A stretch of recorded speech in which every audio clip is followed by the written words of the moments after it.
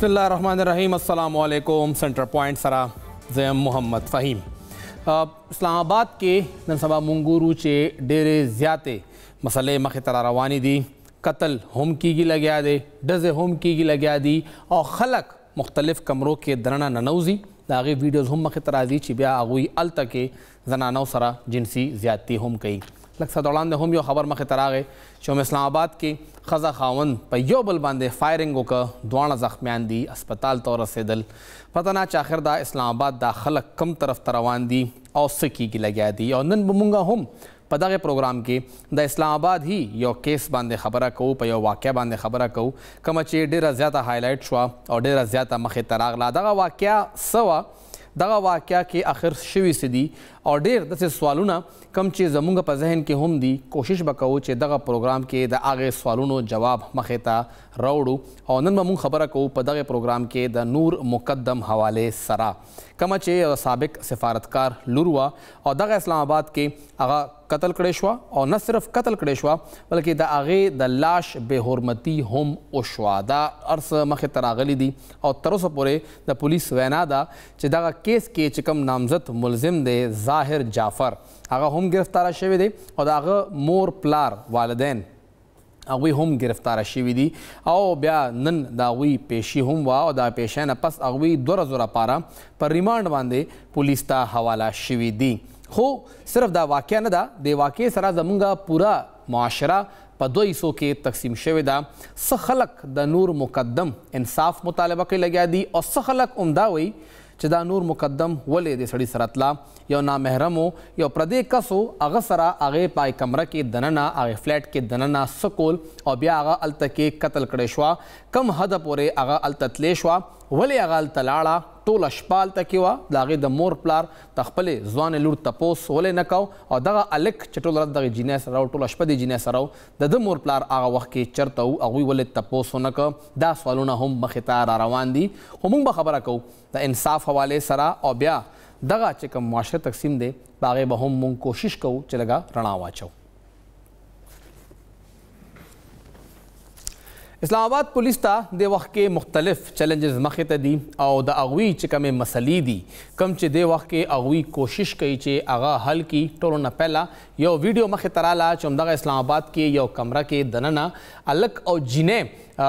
نیم برهنه حالت کې و، څه هغوی جامې اچولې وې او څه د هغوی جامې نه وې او هغه یو ویډیو جوړېده. یو څو هلکان د هغه جینۍ باندې هم تشدد کوي، په هلک باندې هم تشدد کوي او بیا هغه جینۍ سره هلته کې هغه ټولو هلکانو جنسي زیاتي هم وکړه. دا ویډیو مخې ته راله او بیا ویلی شو چې دا ویډیو خو د دسمبر ده، اوسنی نه ده. بیا هغې نه بس مونږ اسلام آباد کې همدغه د نور مقدم کیس مخې ته راغې. نور هم واړه واړه کیسونه مخې ته راغلي خو د نور مقدم کیس مخې ته راغې چې هغې سره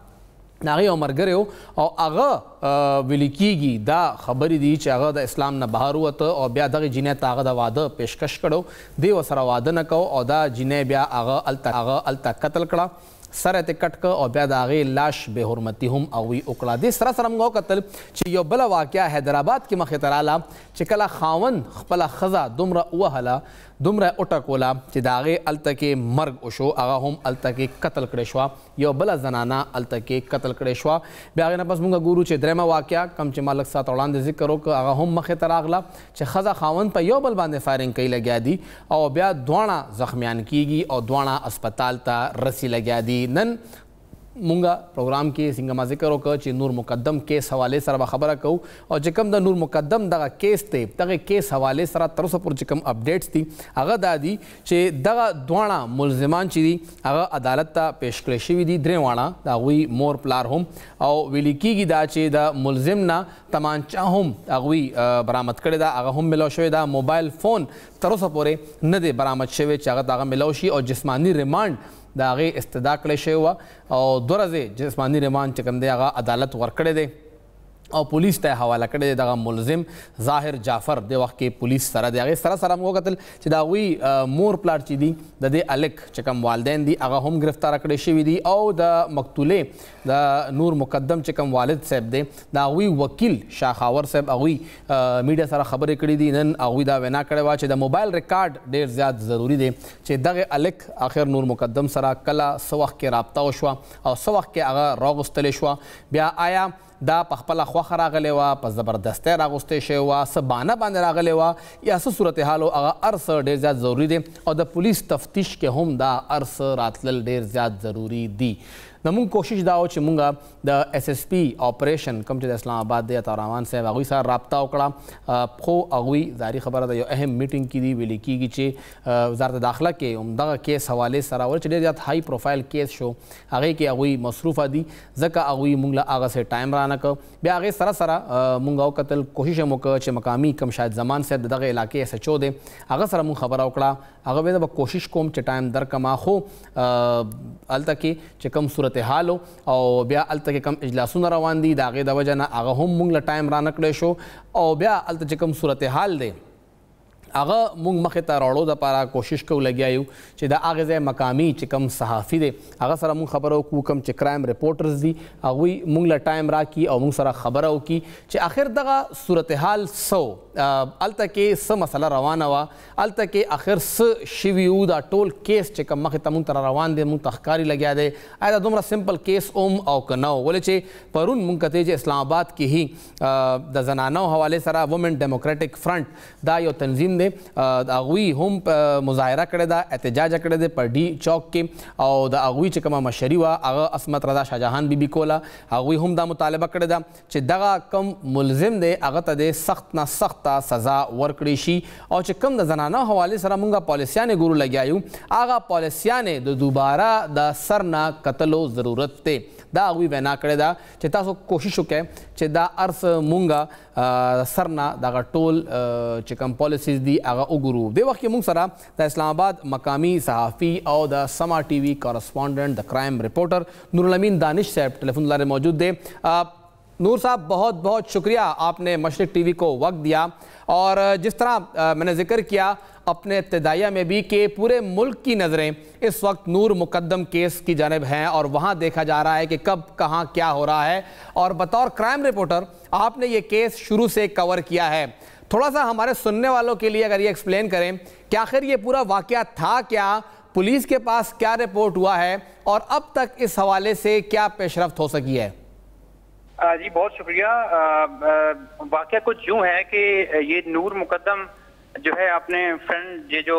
ان کا فرینڈ تھا ذاکر، اس کے گھر یہ گئی تھی 20 تاریخ کو،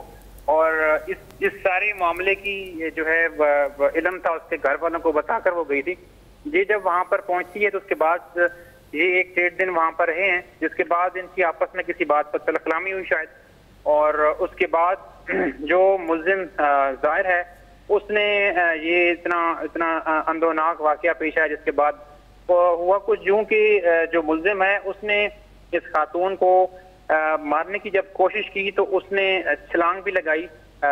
جو سیکنڈ فلور جہاں پر یہ جو کمرہ تھا ملزم کا وہاں سے.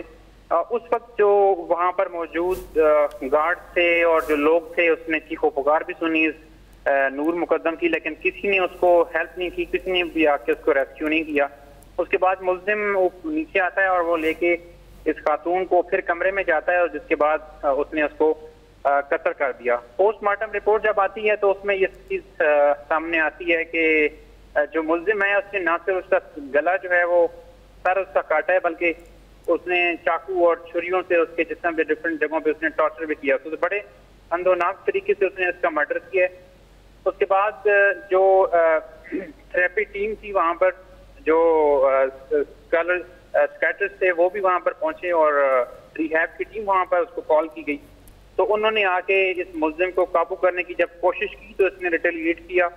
ایک بندہ ان کا زخمی ہوا اور اس نے تو ان کے اوپر پسٹل تانی اور فائر بھی کرنے کی کوشش کی، لیکن خوش قسمتی سے جو گولی تھی وہ پھنس گئی پسٹل میں، کوئی نقصان نہیں ہوا اور اس کو پھر قابو کیا. ابھی جو ہے وہ ملزم پولیس کسٹڈی میں ہے. آج اس کیس کی سماعت کی ہوئی اور جو ملزم کے والدین ہیں وہ بھی گرفتار ہیں، اور جو تھراپی وقت تھا ان کا ملزم کا اس کو بھی جو ہے وہ بند کر دیا گیا ہے. اچھا نور صاحب، جس طرح آپ نے ذکر کیا کہ ملزم تو زیر حراست ہے لیکن وہ ڈوئل نیشنل ہے، آپ کے ذرائع اب تک کیا کہتے ہیں؟ امریکہ کی شہریت ان کے پاس ہے، کیا اب تک پولیس کو اپروچ کیا گیا ہے اس حوالے سے امریکی سفارت خانے کی جانب سے، یا ان کی جانب سے ایکسیس کیا ہو کہ اس بندے کے ساتھ آپ کس طرح کا سلوک اختیار کر رہے ہیں؟ کچھ پوچھا گیا ہے؟ کچھ سورسز آپ کے اس بارے میں کچھ کہہ رہے ہیں؟ دیکھیں کیونکہ وہ ایک امریکن نیشنل ضرور ہے لیکن اس کو کوئی سفارتی استثنا نہیں ہے, وہ کوئی ڈپلومیٹ نہیں ہے یہاں پہ. اس لیے جو لا آف دا لینڈ ہے پاکستان کا وہ پوری طرح سے اس کے اوپر لاگو ہوتا ہے, اور وہ کسی بھی طرح سے کسی بھی قسم کی جو اس کو مستثنا ہے وہ بالکل بھی نہیں مل سکتی. ایز پر لا جو ایک قانون کی عام شہری میرے یا آپ کے لیے ہوگا وہی قانون اس کے لیے ہوگا. وہ امریکن نیشنل ضرور ہے لیکن اس کے اوپر بالکل بھی یہ جو اس کو پریولیج ہے وہ بالکل بھی نہیں مل سکتی, کیونکہ وہ اس نے ایک ہینیس کرائم کیا ہے ادھر کہ جس کی قانون کے نزدیک کوئی اس کی کوئی لینینٹ لا جو ہے وہ کسی امریکن نیشنل کے لیے نہیں ہے کہ اگر یہاں پہ کوئی فارنر اس طرح کی چیز کرتا ہے. اور پہلی بات جو ہے کہ وہ کوئی ڈپلومیٹ یہاں پر نہیں ہے, وہ وہاں کا نیشنلٹی ہولڈر ہے, اور وہاں سے بھی وہ دستکارا ہوا شخص ہے. اس کے جو گھر والے ہیں وہ اس سے خوف زدہ تھے, تو انہوں نے اس کو وہاں سے ادھر اس کو بھیج دیا اور یہاں پہ آ کے اس نے یہ کارنامہ سر انجام دیا. اچھا نور الامین صاحب, ابھی تک جتنا کارروائی ہوئی ہے, جس طرح آج خبر سامنے آئی کہ 2 روزہ جسمانی ریمانڈ پہ ان کو پولیس کے حوالے کیا گیا ہے, جو نور مقدم کی فیملی ہے, جو ان کے والد ہیں, وہ کس حد تک مطمئن ہے جو اب تک جتنا کیس چلا ہے؟ جی دیکھیں, پہلی 2 سماعتوں پہ تو ان کے والد صاحب کو میں نے دیکھا, وہ ظاہر سی بات ہے وہ بات اس طرح سے وہ نہیں کر سکتے, صدمے میں ہیں, اور یہ بڑا ان کے لیے ایک بڑی ایک صدمے کی گھڑی اور بڑا مشکل ٹائم ہے. اور پہلی سماعت میں ہم ملاقات بھی ہوئی ان سے, وہ انہوں نے کچھ خاص بات نہیں کی, لیکن اب دیکھتے ہیں کہ یہ کیس شاہ خاور صاحب وکیل ہیں ان کے, وہ اس کیس کو لڑ رہے ہیں. اب دیکھتے ہیں کہ یہ کیس کس طرف جاتا ہے. ابھی تک جو پولیس ریمانڈ لے رہی ہے اور جس چیز کا انتظار ہے, باقی چیزیں جو ساری ایویڈنسز جو ہیں وہ کلیکٹ ہو گئے ہیں, لیکن جو موبائل ہے اس کا ابھی ریکوری اس کی نہیں ہو رہی, اور موبائل پولیس کے ہاتھ لگ جاتا ہے تو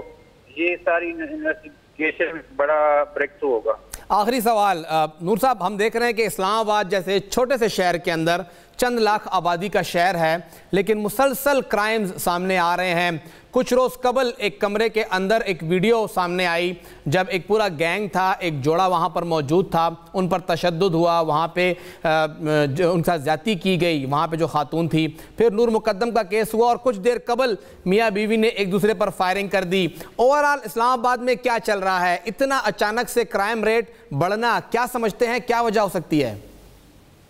اچھا, اسلام آباد میں کرائم کی جو میرے نزدیک وجہ ہے کہ اسلام آباد کی جو پولیس اور ایڈمنسٹریشن ہے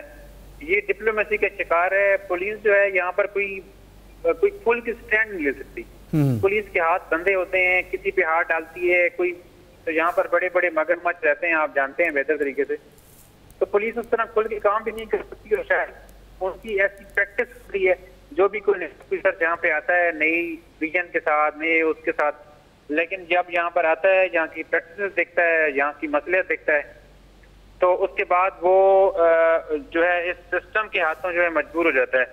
میں نے پہلے بھی اس چیز کا ذکر کیا تھا ایک فورم پہ کہ اسلام آباد میں جس طرح کے واقعات ہیں ان کی مین وجہ جو ہے کیونکہ یہاں پہ ایک ایلیٹ کافی رہتی ہے, بیوروکریٹس کے بچے رہتے ہیں, یہاں پہ منسٹرز رہتے ہیں,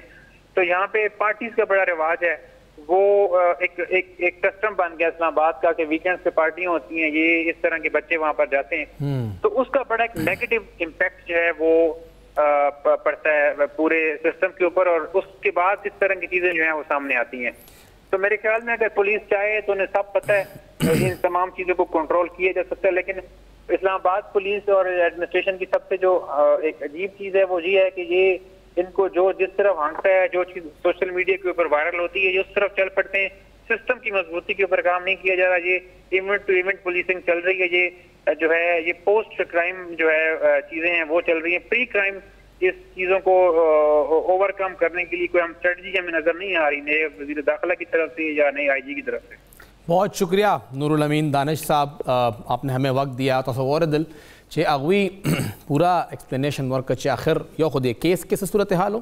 اغوی دغه کیس هم ایکسپلین کو څنګه اغوی ذکر وکړو چې نور مقدم خپل دغه مرګري سره ملزم چې کوم دی کې ظاهر جعفر دی هغه سره دغه کور کې وا بیا هغه تشدد وکړو, هغه په لاندني فلور را پرېوته, هغې چغې ووالې, خو څوک هم د هغې مدد دپاره را نه لل, چا هم هغې سره مرسته ونه کړه, خلکو ځان غلی که. ګارډز هلته موجود وو, خو دغه یوه جینۍ چې کومه چغې وهي لګیا ده هر یو کس ته درخواست کوي چې زما مدد وکړي، چا هم د هغې مدد ونه که او هغه جینۍ بیا هلته کې قتل کړی شوه. نه صرف قتل کړی شوه، څنګه یې ذکر وکړو چې د هغې نه سر هم کټ کړی شو او بیا د هغې په ټول جسم باندې چړو نشانونه چاکوانو چې کوم هغې باندې زخمونه وو هغه هم لګولی شوي وو. هغوی دا ذکر وکړو چې دا ټول هر څه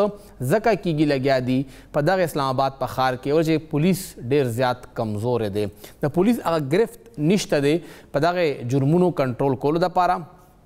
یا د خلکو باندې لاس اچولو دپاره، ولې چې غټ ښار دی، اسلام آباد یو بگ سټي ده او دغه بگ سټي کې دننه څنګه موږ ته پته را چې هلته کې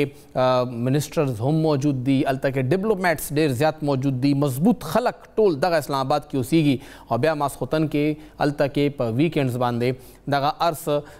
کیږي چې کوم هلته صورتحال وي چې هلته خلک پارټیانې کوي، یو بل سره لګیا وي، مرسته کوي او بیا د هغې پارټیانو کې مرګرتیا هم جوړیږي او بیا خبره دې حد ته ځي چې دا جرمونه مخې ته راځي. خو پولیس ته دا هر څه پته ده خو پولیس بیا هم کاروایی نه کوي. پولیس کاروایی نه کوي ولې چې هغوی ذکر وکړه چې پولیس کمزوری دی. اسلام آباد پولیس دومره مضبوط لاسونه نه دي چې هغوی بیا هلته په چا باندې لاس واچوي. دا ټوله مسله زموږ مخې ته نورالامین دانش صاحب کېښوده او دا ټوله خبره اول چې په خپله کرایم رپورټرو پولیس هغه ډېر زیات نږدې نه کتلی دی او د پولیس حوالې سره هغوی زموږ مخې ته ټوله مسله کېښوده. خو خبره څنګه چې موږ ولګیا یو چې د نور مقدم حوالې سره ده. نور مقدم دې حد ته لاړه، هغه هلته قتل کړی شوه خو هغه خو دوباره نشي ژوندی کېدی، خو هغې کور والو ته انصاف ورکول خو هم د دغې سسټم ذمواري ده، دغه پولیس ذمواري ده او دغه انصاف دپاره په اسلام آباد کې ډي چوک کې پرون مونږ وکته چې زنانه راوتې وې، هغوی احتجاج وکړه، مظاهره یې وکړه او دغه مظاهره وومن ډیموکریټک فرنټ لخوا شوې وه او د همدغه ادارې مشره عصمت رضا شاهجهان بیبي دې وخت کې مونږ سره ټلیفون باندې موجود ده. میډم ډېره شکریه، تاسو مونږ له ټایم راکړه. پرون تاسو دا ټولې زنانه بهر راوویستې او مطالبه مو کړه چې دغه زنانو ته تحفظ ورکړی شي. څه به وایې نور مقدم یو کیس وشو، هغه خو دوباره نشي ژوندی کېدی، خو نورې زنانه کوم چې د هغې په رنګې دغه 21 22 یا 15 کاله ورکوټه غوندې عمر دی، خپل مستقبل ته ګوري او هغه غواړي چې هغوی ته یو محفوظ مستقبل میلو شي. څنګه هغوی ته تحفظ ریاست هم ورکولی شي او زمونږ معاشره هم ورکولی شي؟ سلامونه تاسو ته او وعلیکم السلام ټولو کتونکو ته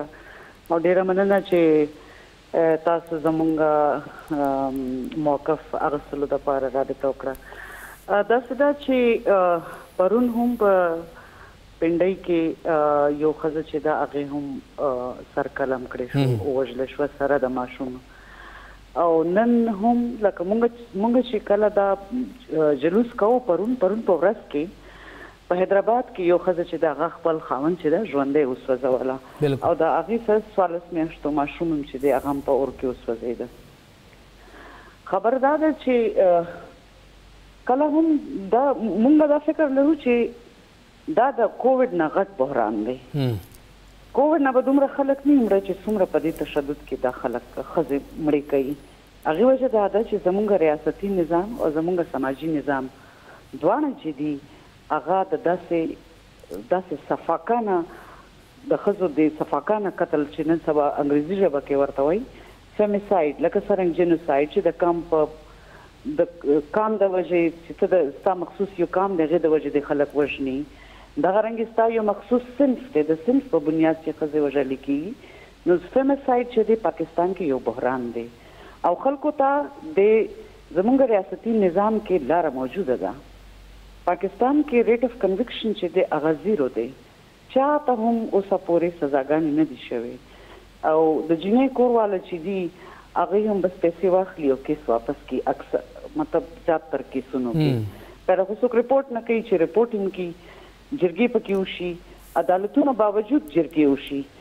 نو دې وجې نه چونکې پاکستان ریاستي نظام چې دی هغې کې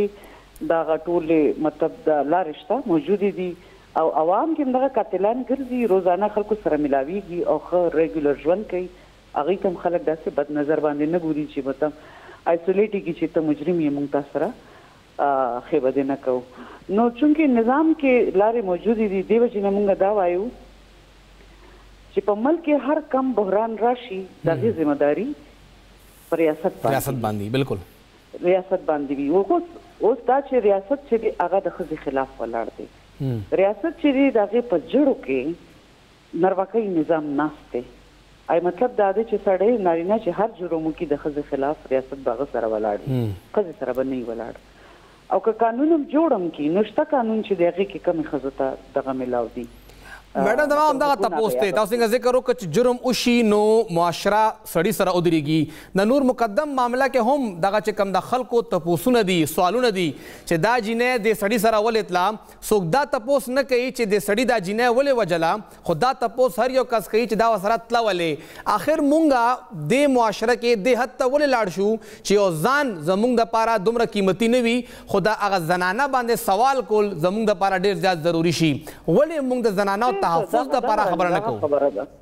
چې دی هغه د ثقافت، د مذهب، د قانون په اړه کې دغه جرمونه پټوي او تقریبا هر مالک اوسې کې داسې واقعیات شوي دي. خبره دا ده چې که نور مقدم چې دا هغه خپل محبوب ووژله کنه نو دا کروڑونو ښځې چې اوسه پورې ووژلې شوې، دا خو په خپلو کورونو کې خپل پلارانو، خپل رونو، خپل خاوندانو وژلې دي. دغه پرون چې کوم پرون راسي چې دا څومره نه پورې چې څومره کیسونه شوي دي کې اکثریت خپل کور والو وژلې دي، اکثر خاوندانو وژلې دي. نو هغه خو چا پسې نه وي تللی کنه، هغه چا سره د هغې دوستي نه وه کنه. او بل دا چې دا خو نور هم تکلیف دی خبره ده، دا خو د ټولو نه زیاته تکلیف دی خبره ده چې ته د چا سره مینه کوې،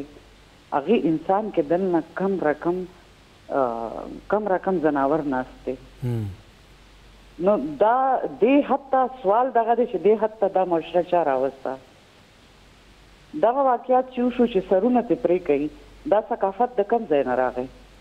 دې ثقافت سرتن سے جدا ثقافت چې دې دغه سیاسي جنګي مقاصد دپاره جوړ شو. ټیک ده د بنګال نه روان دی او نن پورې دې ځای پورې راغی،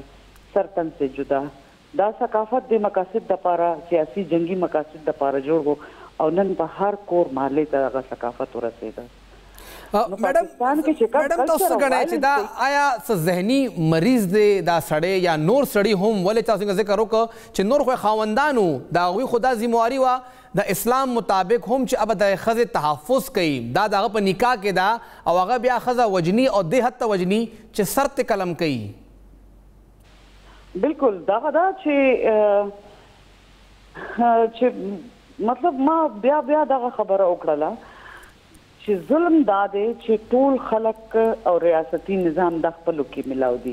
او نرواکۍ چې پیټریارکي ورته وي دا یو مکمل نظام دی، دا د جاګیرداري ضرورت دی، دا د سرمایه‌داري ضرورت دی چې ښځې د محکومې وساتلی شي. چې قانون هم راشي کنه، چې قانون هم راشي چې ښځه څو پورې د هغې برابر حیثیت نه وي هغه قانون نه فایده نشي اوچتولی. مثال په طور دلته کې مونږ چې کم اسلامي قانون دی په هغې کې نیمه جایداد کې برخه د ښځې شته، ټیک شوه. ما ته دې ووایي چې په دې پاکستان کې چا ورکړې ده؟ 2 کټ، یو کټ بستره، صندوقړې او یو پکې مکې ورکړي او جایدادونه ټول زمنو ته ورکړي. تعلیم نشته د ښځې چې څو پورې حیثیت نه وي ښه، چې هغې ځان ته روزګار نه وي، هغې علاج نه وي، هغې حیثیت نه وي چې هغه په خپل زور باندې ژوند کولی شي. ګنې اوس مثال په طور چې کومه ښځه هم تنګه وي والو ټکولو نه چې هغه وایي چې زه واپس ځم مور پلار ته، مور پلار یې نه پرېږدي، ورته وایي ګزاره کوه، واپس به نه راځئ. ورنداریان یې هغې وایي موږ سره خپل. نو میډم دې کې د تاسو وایي چې قانون تاسو وایي چې شته، آیا بیا ریاست په عمل درآمد کې ناکامه شوې ده او که مونږه پوره معاشره چې ده هغه خپل سوچ چې کوم دی هغه صحیح کولو کې ناکامه شوی دی؟ دواړه خبرې دي. یو خو دا چې د ښځې حیثیت سم کوي، د ښځې حیثیت ریاست پاکستان سیسټمیټیکلی کټ کو، ضیاء دور نه مخکې نه هم را روانه وه او ضیاء دور کې زیاته شوه. هغه دا چې به یې ستا ګواهي نیمه ده، ستا حیثیت نیم دی. چې کم بل راشي دغه پی ټي آی ګورنمنټ دی، دوی کم بل چې د اسلامي نظریاتي کونسل ته لیږلی دی، فاینانس بل یې لیږلی دی او که د چینی دا ټول کرپشن بلونه کم بل یې ډومestic violence والا ولې بس هغه هلته کې ولېږه. او دی وایي چې نارینه روبوټ خو نه دي، دا ښځې عجزانې خو کورونو کې ناستې وي، دی وایي جامې دې سمې واچوي. نو د پاکستان ریاست چې دی هغه د ښځې خلاف دی، د هغې په جړو کې دغه نظام موجود دی، سرمایه‌داري جاګیرداري موجوده ده. ګوره موږ ملک کې عدالتونه شته، هغې باوجود جرګې کېږي. څنګه جرګې کېږي چې عدالت شته؟ دا جاګیرداران جرګې کوي. ښځې موږ څو رپورټونه وکتل چې دوی ښځې برمنډې په سړک ګرځولې، په دغه کې ورکي سوره کې ورکي دا بالکل ورکي عمرې کوي، کاروکاري کوي. دا عدالتونه شته که نه؟ بالکل نو ریاست موږ دا وایو چې پاکستان ته یو صنفي انقلاب پکار دی. دلته یو ډېر شدید صنفي او جنسي بحران دی.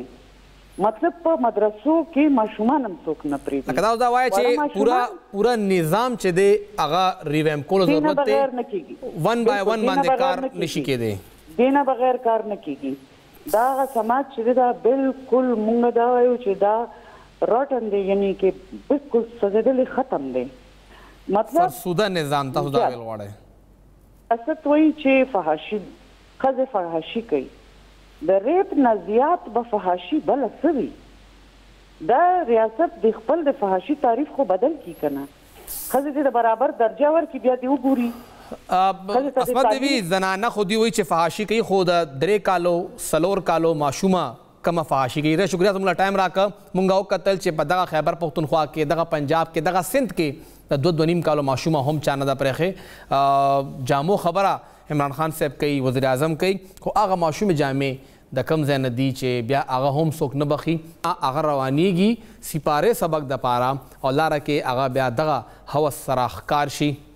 او هغه هلته ووجلی شي. نو دغه پاکستان کې نه خو د 4-5 کالو ماشومه که سیما وي که حضنور وي او که بیا هغې نه پس مونږ خبره کوو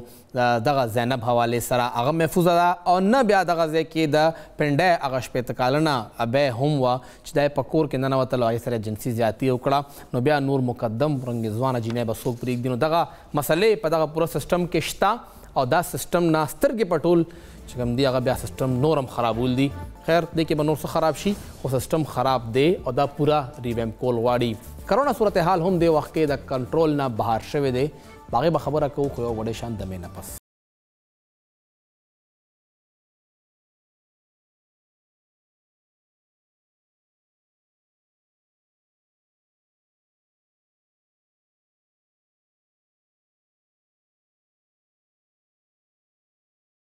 تاسو د پروګرام کې یو ځل بیا هرکلی وایو او مونږه څنګه شروع کې ذکر کړی و د دمې نه اول چې د کرونا صورتحال یو ځل بیا د قابونه بهر کیږي لګیا دی. د کرونا صورتحال دی وخت کې دومره خراب شوی دی چې پېښور کې هم د کووډ ټسټونه چې دي د هغې ریشو 9% ته ورسېده. مطلب چې مسلسل کرونا کیسونه زیاتیږي لګیا دي. دا صرف د پېښور نه پوره ملک دغه مسله ده چې د کرونا 4م لهر د هغې ذکر شوی چې دا مخې ته راځي او اوس ویل کېږي چې د هغې کیسونه ډېر زیات مخې ته راغلي دي. خبره پېښور کوو خو هغې سره اچانک یو خبر لږ ساعت وړاندې مخې ته راغی. د مشرق ټي وي نماینده خورشید زمان صاحب موږ ټلیفون لاره موجود هم دی او هغوی دغه خبر رپورټ که چې یو پوره کلی په بالاکوٹ کې الته کې کرونا مخې ته راغلی ده او ټول کلی د هغې نه متاثره دی. خورشید صاحب بہت شکریہ، آپ نے ہمیں وقت دیا اور یہ خبر آج آپ کی سامنے آئی ہے کہ پورا کا پورا گاؤں ہی کووڈ سے متاثر ہو گیا ہے. ایک تو یہ گاؤں ہے کون سا اور اب وہاں پہ کیا صورتحال چل رہی ہے؟ ہیلتھ ڈپارٹمنٹ کیا کر رہا ہے؟ ضلعی انتظامیہ کیا کر رہی ہے؟ جی یہ ڈی سی مانسیرہ ڈاکٹر قاسم علی خان کے حکم پر یہ تحصیل بالاکوٹ کا علاقہ ہے گڑھی بیب اللہ، اور وہاں پہ یہ گاؤں ہے بانڈی سیدہ جس میں اسمارٹ لاک ڈاؤن کر دیا گیا ہے. اور اس سلسلے میں ہماری ٹی ایم او بالاکوٹ سید سکندر منصور شاہ سے بات ہوئی ہے تو انہوں نے تصدیق کی ہے کہ وہاں پر 5 افراد میں کرونا وائرس کی تشخیص ہوئی ہے اور اس علاقے کو ڈپٹی کمشنر مانسیرہ کے حکم پر 7 اگست تک کے لیے یہاں پر اسمارٹ لاک ڈاؤن لگایا گیا ہے. اور اس سلسلے میں ٹی ایم او بالاکوٹ نے یہ بھی بتایا ہے کہ وہاں پر جو سپرے ہے ڈس انفیکٹ سپرے وہ بھی کر دیا گیا ہے اور مزید اس علاقے میں ماسک پہننے کی اور SOPs پر عمل درآمد کرنے کے لیے وہاں پر لوگوں سے اپیل کی گئی ہے. خورشید صاحب مانسیرہ کا ایک گاؤں تو آپ نے بتا دیا، باقی ڈسٹرکٹ میں کیا چل رہا ہے؟ بتایا جا رہا ہے کہ ایبٹ آباد میں، مانسیرہ میں، ہری پور میں ویکسینیشن بہت سستوی کا شکار ہے، کافی سلولی ہو رہی ہے اور کیسز بھی بڑھتے جا رہے ہیں. नहीं, सुबह भर में वैक्सीनेशन का अमल स्लो है और तमाम DHO की सजश भी की गई है आला काम की तरफ से, लेकिन डिस्ट्रिक्ट मानसरा में जो है वो बाकायदा तौर पर तहसील बालाकोट में और मानसर में यहाँ पे वैक्सीनेशन का अमल जारी है और यहाँ पर कोरोना की शरह जो है ज़िला मानसरा में इंतहाई कम है और लोग जो हैं वो इस चीज़ पर अमल दरामद भी कर रहे हैं। ताहम अभी ईद उल अज़हा पर जो है वो रश बहुत ज़्यादा था। इस पर अब सूबाई हुकूमत को और महकमा सेहत को इक़दाम उठाना होंगे और लोगों के टेस्ट वगैरह करवाने होंगे, ताकि चूँकि बालाकोट वादी कगान का दरवाज़ा है और यहाँ पर दुनिया भर से सियाह जो है वो आते हैं और गुज़श्ता 3 दिनों में तो बहुत ही ज़्यादा रश था और एक अंदाजे के मुताबिक 3.5 लाख सियाह जो हैं वो 3.5 से 4 लाख सियाह जो हैं वो 3-4 दिनों में वादी कगान, नारान। खुर्शीद जमान साहब, यही सवाल मेरा अगला था कि इतनी बड़ी तादाद में सयाह आए हैं, कोविड फैलने का खतरा और भी बढ़ गया है, तो क्या वहाँ पे मेजर्स लिए गए हैं ओवरऑल वादी के अंदर भी, और फिर जो डिविजनल लेवल है, क्योंकि हज़ारा डिवीज़न बहुत खूबसूरत है, हर बंदा ट्राई करता है, कोशिश करता है कि वो एबटाबाद जाए, मानसरा जाए, हरीपुर या कोहिस्तान तक चला जाए, वहाँ पे क्या सूरत हाल चल रही है? कुछ इक़दाम लिए भी गए हैं कि नहीं? देखें जी, एक तो मैं ये आपको ये बताता चलूँ कि सूबाई हुकूमत की जानब से वाज़ेह तौर पे बताया गया था कि ये जो सियासी इलाके हैं यहाँ पर आने वाले सियाहों के जो है वो सर्टिफिकेट्स वगैरह चेक किए जाएंगे, जिनमें ये पता चलेगा कि किन लोगों ने वैक्सीनेशन करवाई है और नहीं। हालांकि इतने रश के बावजूद यहाँ पर किसी ने भी कोई सर्टिफिकेट चेक नहीं किया, यहाँ पर महकमा सेहत की कोई कारकर्दगी नज़र नहीं आई, ना ही उनके किसी एहलकार ने यहाँ पर आने वाले सियाहों से कोई सर्टिफिकेट चेक किए हों। इस तरह के कोई इकदाम महकमा सेहत की तरफ से नहीं किए गए थे। और दूसरी बात यह है कि जो आप बता रहे हैं वादी कगान की तरफ आने के सिलसिले में, तो मैं आपको ये बताता चलूँ कि वादी कगान कुदरती हुस्न से माला माल है और हर साल यहाँ पर लाखों सियाह आते हैं। बीच में जो है वो एक इंतज़ामी सतह पर मैं ये कहता हूँ कि कोई इतनी बंदोबस्त भी नहीं था और सियाहों का भी इतना ज़्यादा रश था कि ट्रैफिक जाम होने की वजह से आने वाले सियाह जो हैं वो लुत्फ़अंदोज़ होने के बजाय शदीद ज़हनी तौर पे कोफ में मुब्तला रहे हैं। और अब बिल्कुल मुकम्मल तौर पर ट्रैफिक बहाल हो चुकी है। नारान, कागान ये जो है मकामात खाली हैं और दुनिया भर से आने वाले सियाह इन खूबसूरत इलाकों को बेशक आ सकते हैं। अब बिल्कुल वो सिलसिला नहीं है जो ज़हन में 2-3 दिन में ये आ रहा था कि वादी कगान जाना तो बिल्कुल फजूल है। अब खुर्शीद साहब, आखिरी सवाल, गढ़ी हबीबुल्लाह में कितने अरसे के लिए स्मार्ट लॉकडाउन लगाया गया है? जी, ये डिप्टी कमिश्नर मानसरा डॉक्टर कासिम अली खान के हुक्म पर ये 7 अगस्त तक 14 दिन के लिए स्मार्ट लॉकडाउन किया गया है, जिसमें चार इब्तदाई तौर पर 5 अफराद में जो है वो इसकी तशखीस हुई है और जिनकी हालत तशवीशनाक बताई जाती थी और दीगर भी महकमा सेहत ने वहाँ पे टेस्ट करना भी शुरू कर दिए हैं। बहुत शुक्रिया हमें तफसीलात से आगाह करने के लिए। तस्वर दल चे पूरा कले दे वक्त की की चागा अफेक्टेड दे पिंजो के दनना खो अगुई तशखीस उक और दायमुए चिदागा पिंजो आना चिदी अगुई हालत तशवीशनाक थे हालत के अगुई नदी दा अगुई तबीयत हम ख़राब दे और मसले हम अगुई ता डेरे ज़्यादा दी दा वैना वादे सरा अगुई दा हम वो चीज़ पूरा कली टेस्टों शुरू शुवी दी वक्त लगी टेस्ट रिपोर्ट रातलों के हो तरोसा पोरे 15 कसानों के दनना तशखीस शवे दो 15 वाणों हालत तशवीशनाक ने दा कोरोना हवाले सरा मसले नूर हम मखे तरह रवानी दियो NCOC उस यो हिदायतनामा जारी करे दा पंजाब हुकूमत ते हम मिली दी और खैबर पख्तूनख्वा हुकूमत ता हम पंजाब के वह उस यो न यो हर यो कोर मखतबा टीम जी लेडी हेल्थ वर्कर्स बा जी द EPI चिकम पोलियो टीमून दी दा अगवी चिकम टीमून दी अगबा उस जी हर यो कोर ताव खल को तबा दगा वैक्सीनेशन कई द कोरोना बच के 2 हवाले सरा हम और दा प्रोग्राम बा शुरू की गई दा खैबर पख्तूनख्वा सलोर ज़िल्लो हवाले सरा दबा कमी ज़िल्ली हुई दगा ज़िल्लों के दन्ना बा सिकीगी और दगा ज़िल्लों के दन्ना चिकम गामुना तरसा पोरे पुरतकड़े शवी दी पागे बा खबर कहूँ खुदे राम के वक्त शवे दे दे वड़े शान दमे दमे ना वापस राशु प्या बमुंग सरा दगा कोरोना हवाले सरा दा हेल्थ डिपार्टमेंट मशर मौजूद भी और इस तरह खबर कहूँ तपोज बदे कहूँ सिंगावादा टोल वैक्सीनेशन मखिता जी।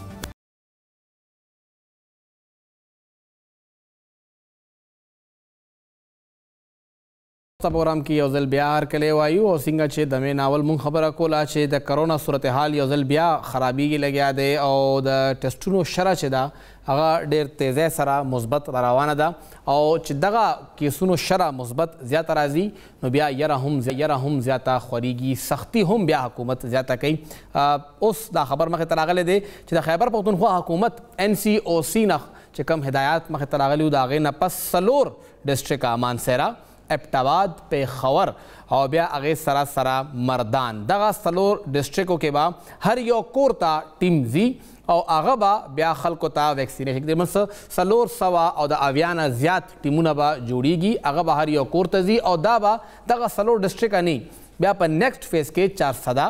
نوخار DI خان او هغې سره مونږ کتل چې کوهاټ به هم شامله وي هغه ځای کې به هم بیا دا چې کوم هر یو کور حوالې سره ویکسینیشن کیږي هر یو کور ته به ځي دا ټیمونه به مخې ته ځي دې وخت کې مونږ سره ټلیفون د لارې د خیبر پښتونخوا د کرونا څومره هم دې وخت کې هلې ځلې کیږي د هیلث ډپارټمنټ د هغې ترجمان فوکل پرسن اسسټنټ پروفیسر ډاکټر افتخار الدین صاحب ټلیفون لارې موجود دی ډاکټر صاحب شکریہ تاسو مونږ له ټایم راکړه او څنګه ما ذکر وکړ چې اوس به ډور ټو ډور کمپین چلیږي او دغه چې کوم کووډ نه بچاو ویکسین دی هغه به ورکړی کیږي لږ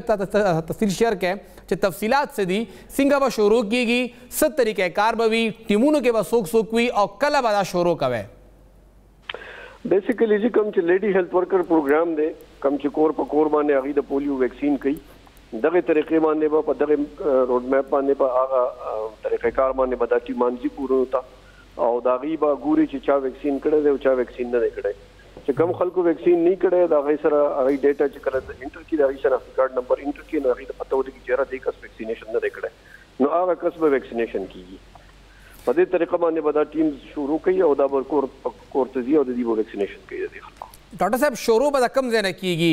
کم ډسټرکټ دي او بیا به دا څومره وخت د را پاسه پلان شته میاشت 2 میاشتې 3 میاشتې ګوره جی ټول خو کېږي خو به ټول پروونس کې اوس چې کوم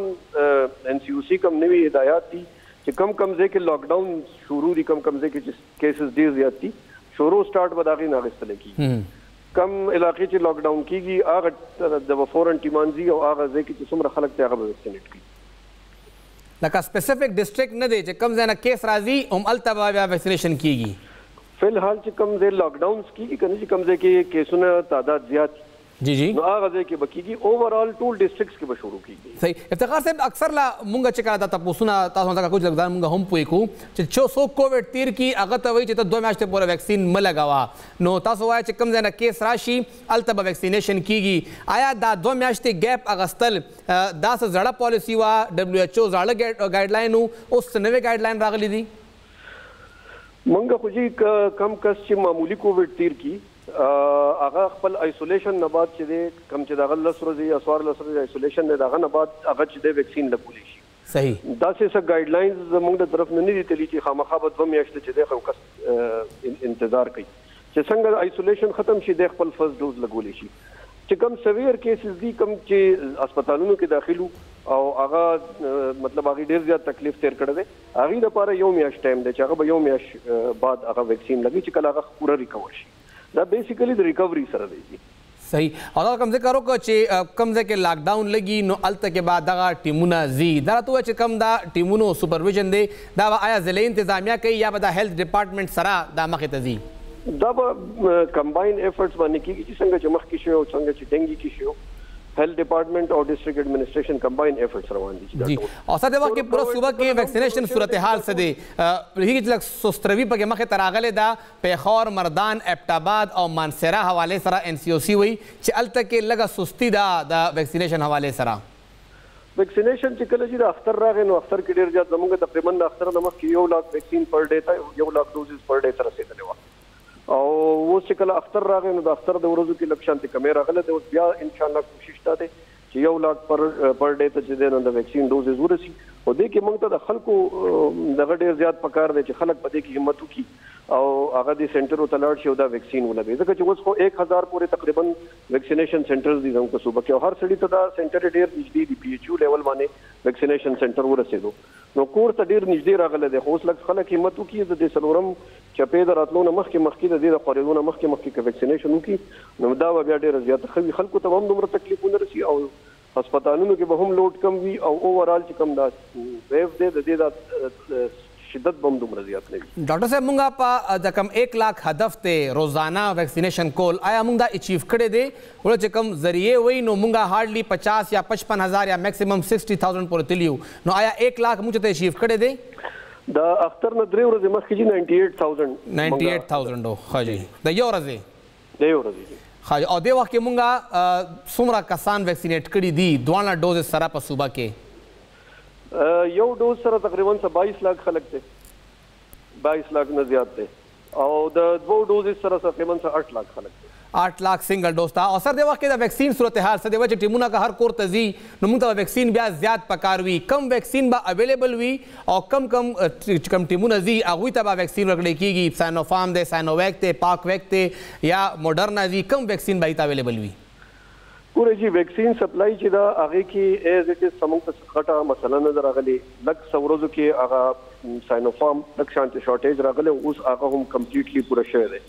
نو د ویکسین شارټیج څه مثلا نشته ویکسین ټیک ټاک را روان دي مختلف قسم ویکسین اوس چې کوم ټیمان دي یا چې کوم خلک ته هغه د لپاره خو د قدرې ویکسین دي ساینوویک ته ساینوفارم دی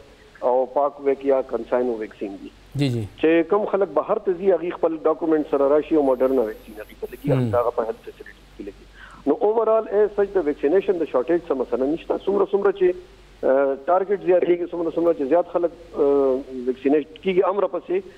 شاتنه سپلایز هم هغه حساب باندې را روان دي او چې کوم دا کور ډرایو دی د کې دنه با ساینوفارم ساینوویک یا پاکویک بوي د کې درې وړاندې دي جی ساینوویک هم دی ساینوفارم هم دی پاکویک چې دی هغه سنگل ډوز دی هغه کوشش دی چې هغه اولډ ایج خلکو ته ولګي نو دې کم اویلیبل وي هغه به دا ټول باغی ته مطلب دا چې کم منافع کم ویکسین اویلیبلټي واغې باغی ته لګي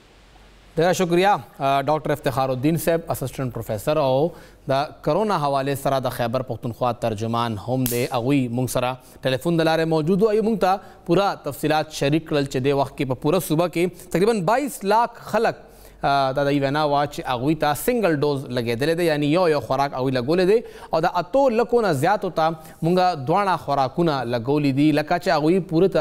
پوره مکمل توګه باندې هغوی ویکسینیټ شوي دي دې سره سره چې کوم تفصیلات مخې ته راغلي دي نن مشرق کې دا خبر رپورټ شوی هم دی چې تقریبا 92,000 داسې ډیټا ده چې هغه ګډه وډه ده کم ډیټا د وخت کې هیلث ډپارټمنټ سره شته د هغې کې او کومه ریکارډ چې هغوی هیلث ډپارټمنټ لیږلی دی وفاق ته هغې کې فرق دی د 92,000 ډوزز یعنی 92,000 ویکسین خو استعمال شوي دي خو خلک نشته چې دا چاته لګېدلی دي او که نه دا د وخت کې دی ضایع شوي دي آیا نو ضایع کېدو رپورټ د وخت کې نه دی مخې ته راغلی چې هغوی دا رپورټ کړي وي هیلث ډپارټمنټ لخوا دا رپورټ هم مخې ته نه دی راغلی نو د وخت کې چې کوم صورتحال دی پوره صوبه کې هغه هم دغه دی چې لږه سستي مخې ته راغلی وه هغوی څنګه ذکر وکړو ډاکټر افتخار صاحب چې د اختر په ورځو کې لږه سستي مخې ته راغله هغه وخت کې دا مسله مخې ته وه چې لږ کنټرول شو دا انوایرمنټ خو بیا هغې نه پس مونږ کوشش وکړو چې مونږ هغې کې دننه یو ځل بیا سپیډ اپ کړو او دې وخت کې زمونږ کوشش دا چې مونږ سپیډ اپ کړو هغوی ذکر وکړه چې هر ډسټرکټ کې دننه دا کمپین به نه وي چې کوم کور ته مونږ ځو دا کمپین د هغوی دا وینا ده چې دا به مونږ کوم ځای کې لاکډاون لګي هملته به مونږ دا ډرایو شروع کوو او هغه علاقه کې به چې څومره خلک وي هغه ټولو ته مونږ ویکسینیشن کوو نو چې چا علاقه کې دننه کرونا وایرس تشخیص کیږي کیسونه هغه خلکو ګاونډیان چې دي هغه ټولو ته به کووډ دغه ویکسین لګي د هغوی د بچاو دپاره پخپله ولګوئ چې بل کس دپسې راشي او په زور در باندې ولګوئ نو ښه چې انسان پخپله لاړ شي او په خیر خیریت ولګوئ ولې چې دغه ویکسین ضروري دی هغوی څنګه ذکر وکړه چې کم کس بار ملته ځي سرټیفیکیټ ته راوړي موږ به ورته موډرنا ولګوو هغه ویکسین کم چې پوره دنیا مني او چې کم کس پاکستان کې دی سنگل ډوز پاکویک هم سنگل ډوز دی ډېر بهترین پاکستان خپل ویکسینیشن جوړ کړ د چین د مدد د پس نو بیا دا هم ښه ده چې یو ډوز ځان ته ولګوئ مونږ ځان ته سانوویک لګولی ځکه مونږ سنګل ډوز نه یو دویم ډوز به هم ولګوو تاسو هم دقسې دویم ډوز ولګوئ دویم ډوز پرېږدئ ما پروګرام وخت ختم دی اجازت راکړئ د الله په امان